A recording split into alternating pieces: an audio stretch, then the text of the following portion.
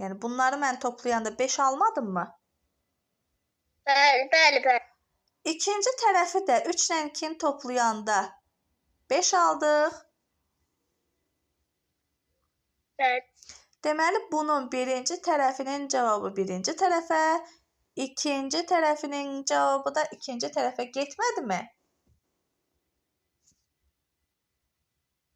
Olmadı. Birinci tərəflərinin cəmi, birinci tərəfinin cəmi, ikinci tərəfinin cəmi də ikinci tərəfinə aparıb yazıldı. Demək, bu qayda ilə getməliyik. Bura baxırıq. 4 ilə 1-i toplayanda neçə elədi? 5. Aparıb bura yazıblar bu 5-i.